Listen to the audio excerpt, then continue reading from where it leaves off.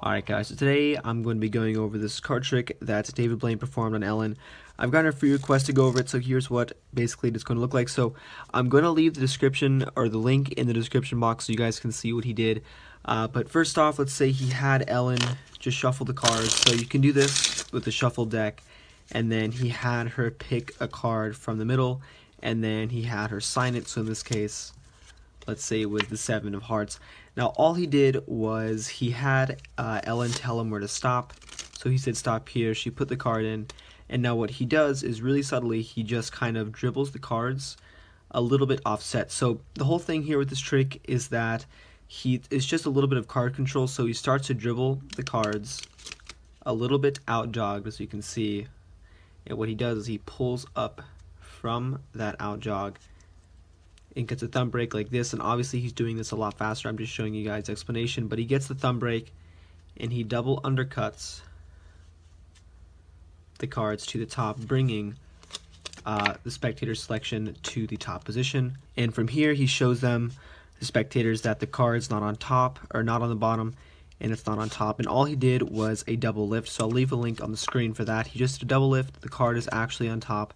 And then what he does is he says he can mix up the deck some more, so he pulls the first card down, bringing that card to the bottom, continuing the shuffle.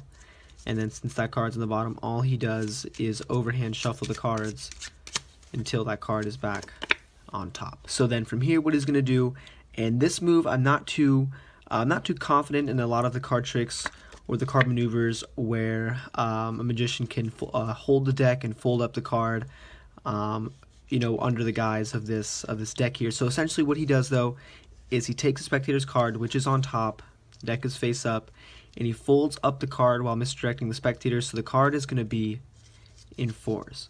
Okay, and that card is now going to be like this at the bottom of the deck underneath his right hand at this point. So he has the setup, and now if you guys watch the video it'll make a lot more sense.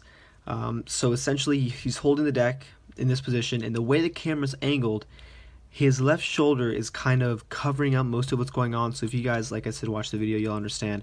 But he takes Ellen's hand, and what he does is he angles the deck a little bit towards her, so when he can pick up the deck and her hands are open, he wants to switch the grip of the decks with his left hand. He angles the deck towards her so her line of sight is blocked from this card. He angles it towards her. He puts his right hand with the card underneath her hand, and she's not going to see this because now her hand is covering this up.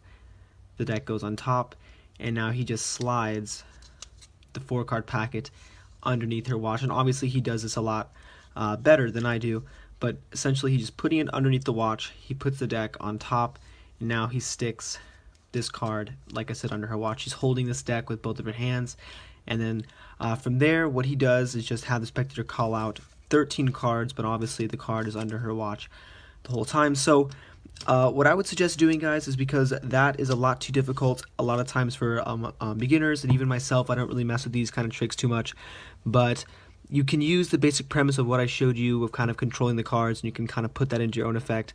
But like I said, I just went over this because I've seen a few requests asking me to go over this card trick, and that's basically how he does it. I hope this video works out for you guys, and maybe you guys can come up with some of your own tricks using these methods. And as always, guys, I hope you guys like the video, and thanks for watching.